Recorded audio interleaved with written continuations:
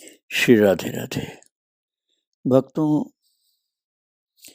आपके पूजा घर में, आपके मंदिर में जब खूब कीर्तन भजन सत्संग होता है तो वहां प्रभु की जागृति अर्थात प्रभु की उपस्थिति प्रकट होने लग जाती है। मैं धर्म जी की बात सुना रहा था आपको कि धर्म कुटीर में यही खासियत थी।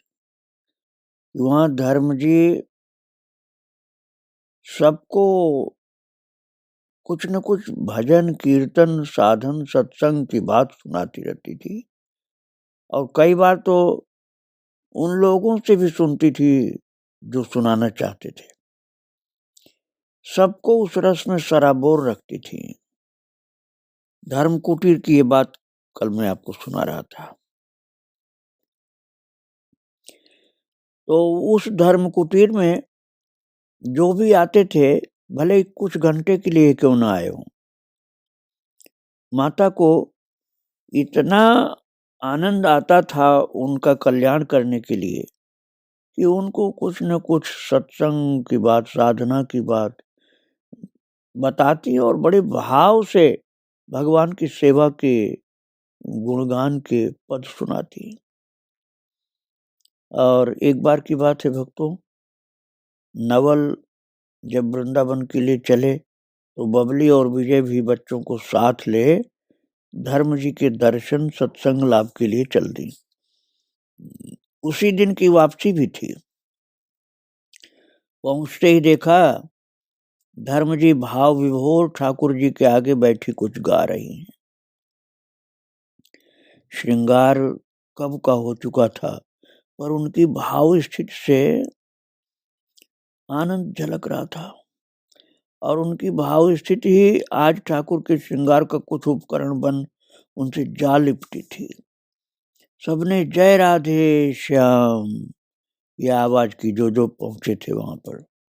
धर्म जी ने भी जवाब दिया पर उनकी मस्ती में डूबे नयन बता रहे थे कि इस जगत की अभी उन्हें सुध नहीं है। विजय थोड़ा पास जाकर बैठ गई उनकी गुनगुनाहट सुनने को। वैसे भी विजय को उनके लिखे पद बहुत ही अच्छे लगते थे। सीधी सरल सी भाषा में लिखे पर इतनी उमंग और झूम के साथ कविता की तरह गुनगुनाते ये पद उनके मुख से निकलते ही तो सजीव दृश्य की तरह से बन जाते थे। माता धर्म जी बड़े भाव से गाती थी और इस पद को सुनते भी ऐसे ही लगा मानो श्याम सुंदर अपनी रूप छटा लिए मस्ती से सामने से चले ही तो आ रहे हैं। धर्म जी गा रही थी, बड़े भाव से गा रही थी।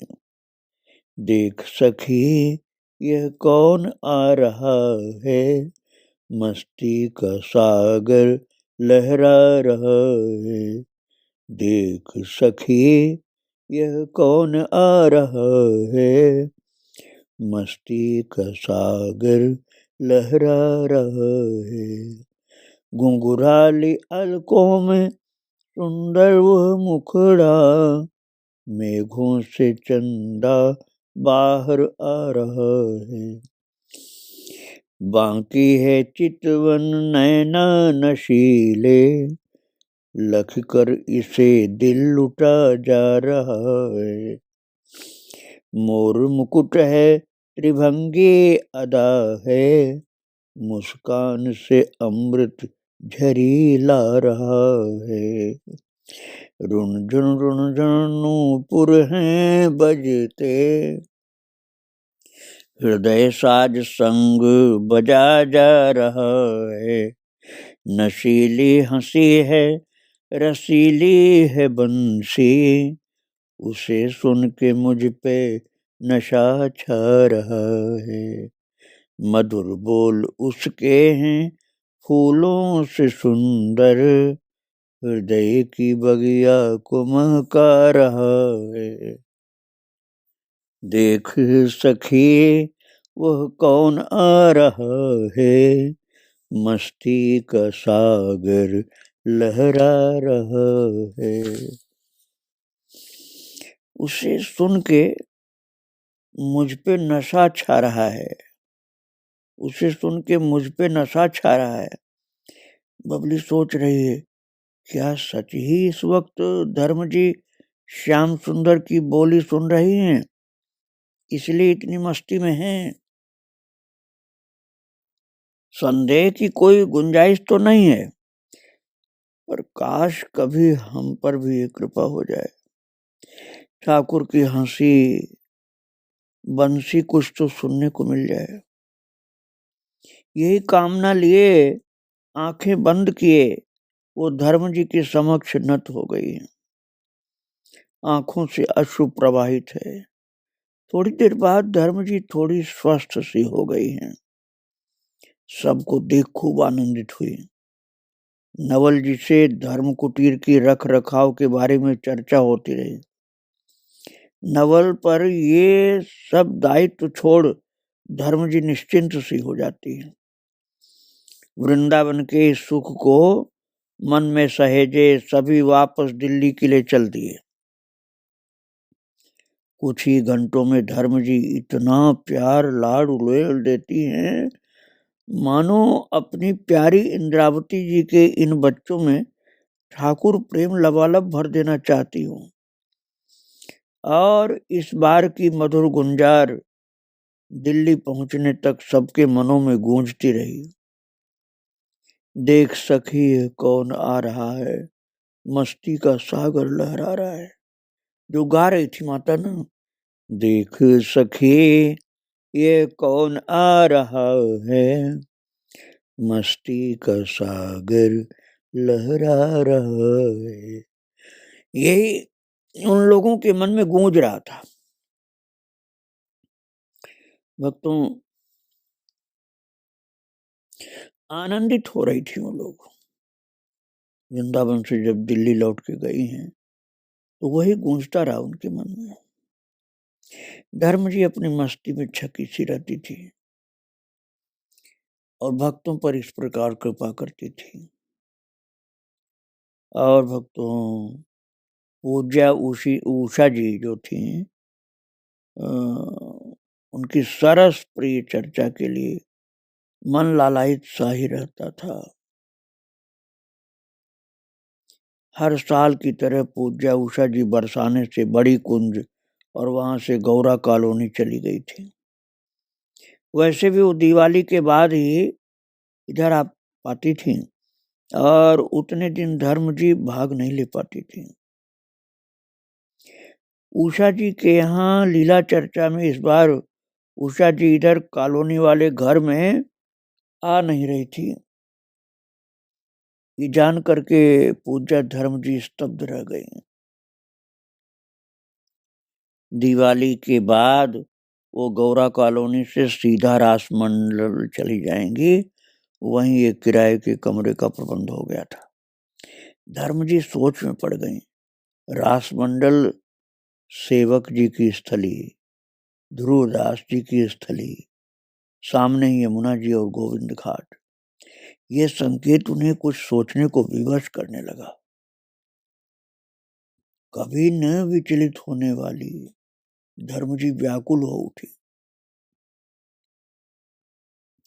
सदैव की तरह ठाकुर जैसी तुम्हारी मर्जी, ये नहीं कह पाई।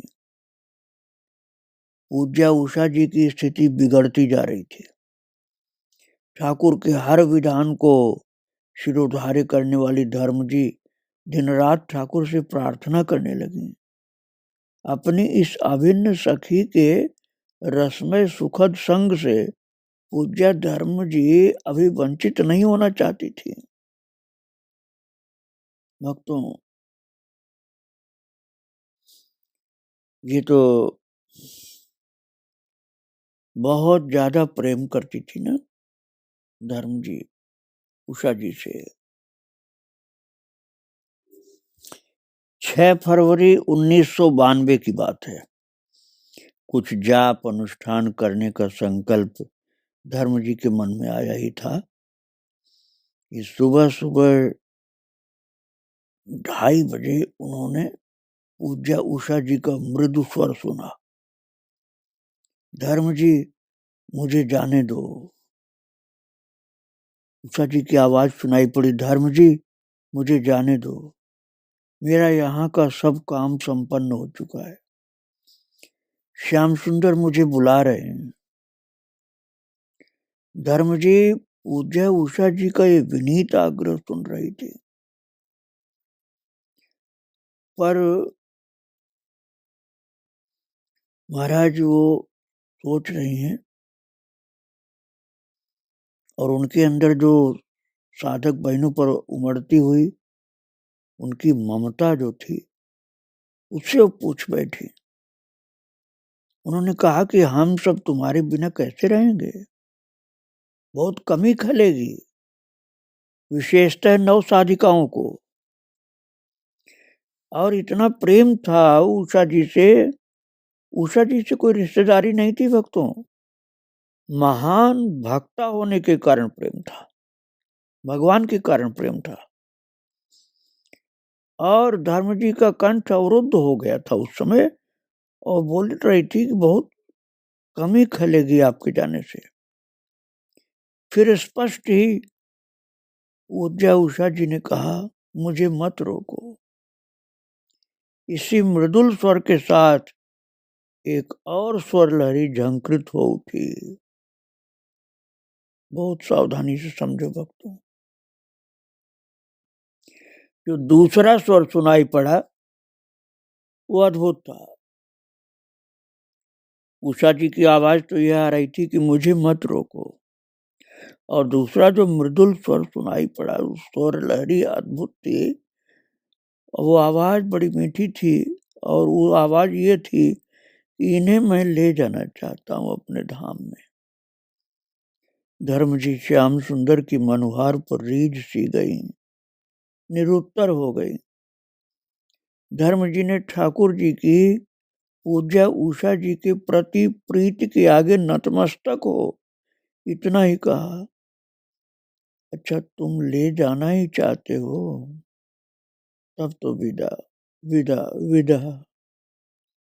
और अपनी इस नित्य लीला चर्चा की संगिनी को सजल नेत्रों से अपनी तरफ से विदाई दे दी।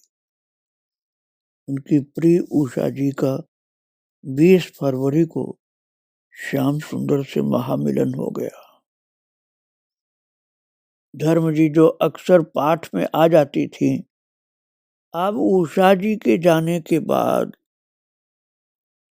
नियमित रूप से रोज ही आने लगे। पहले कभी कभी आती थी, अब नियमित रूप से रोज आने लगी। परिकर में सबको सुशीला जी ने अपने ममत्व की रज्जू से बांध करके बिखरने से बचा रखा था। बिखरने नहीं दिया सुशीला जी ने साधिकाओं को। और पूज्या उषा जी के रिक्त स्थान को भरने की सामर्थ्य तो किसमें होती, वो ही थी। और थोड़े दिनों में ही दैनिक कार्यक्रम सुचारू रूप से होने लगे। ठाकुर सेवा में लीन सुशीला जी शाम को सत्संग के लिए एकत्रित सबको लीला कथा अवश्य सुनाती और फिर पद गान होता, जिसमें अब प्राय उषा जी द्वारा रचित पद गाए जाते।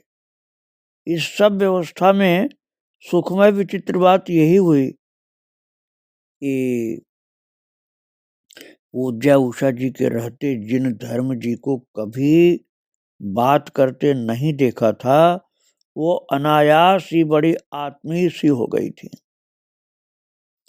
पहले कभी बात किसी से नहीं करती थी धर्म जी, अब उषा जी के जाने के बाद वो सबसे बात करने लगे और सबसे कुशल भी पूछ लेती थी साधिकाओं से, क्योंकि उनको लगा कि उषा जी की कमी हो गई है तो चलो सबको संभालना चाहिए। उनकी उपस्थिति में उस समय वातावरण बहुत ही गरिमामय हो जाता था। उनकी उपस्थिति से सुशीला जी को सबल आधार मिल गया।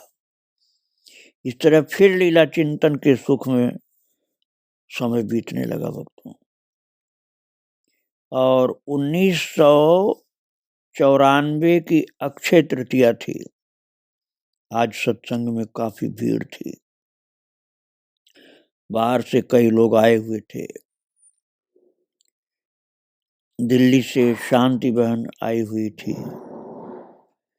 इतने सालों बाद शांति को देख करके सुशीला जी के साथ ही धर्म जी भी बहुत खुश हुए और बोले, अच्छा हुआ तू वृंदावन आई तो। शांति भी धर्म जी को प्रणाम कर भाव विभोर हो गई।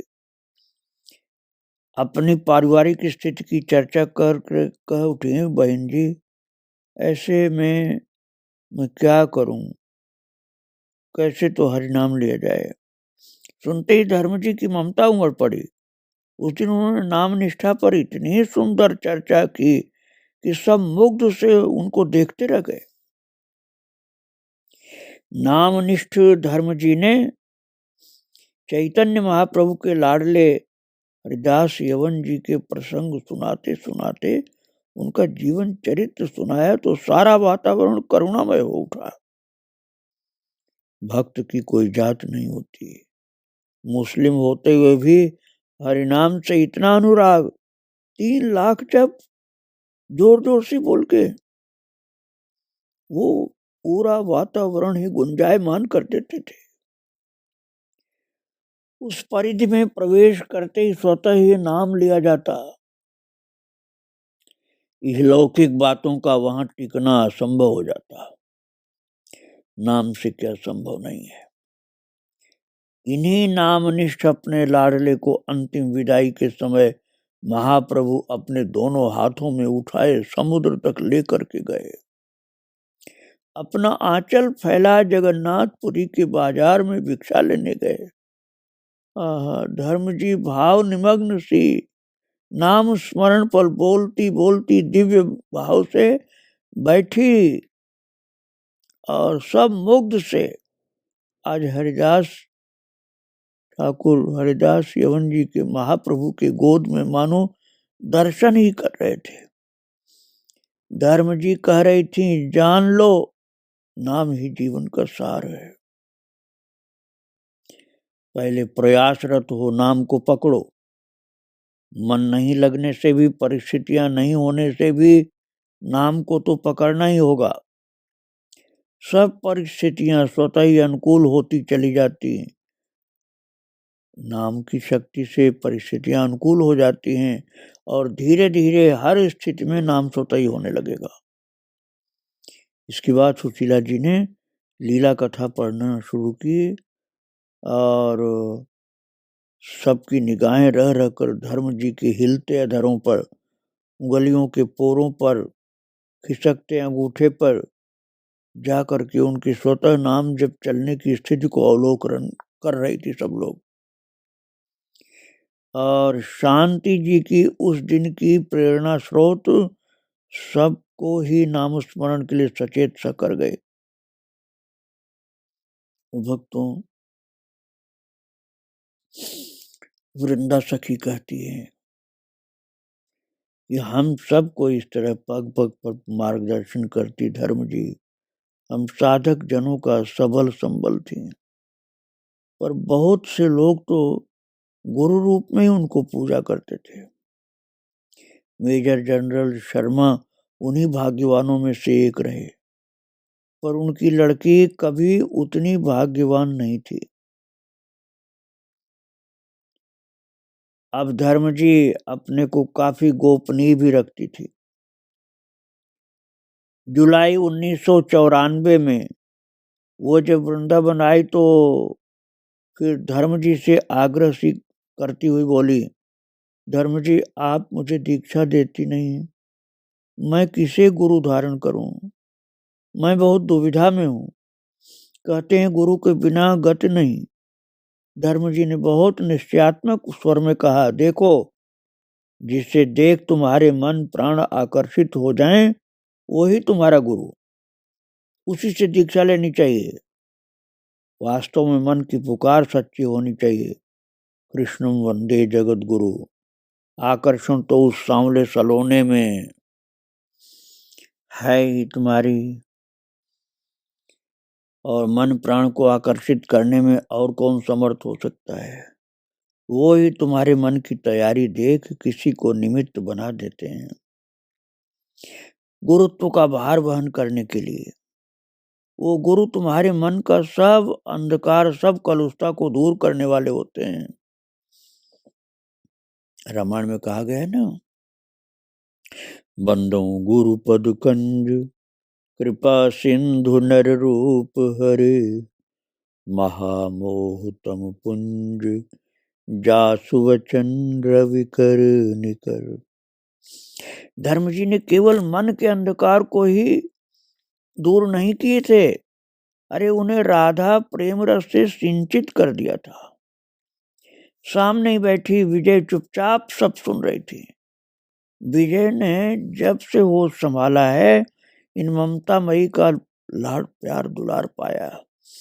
मेजर जनरल शर्मा जी की पुत्री प्रणाम कर जा चुकी थी।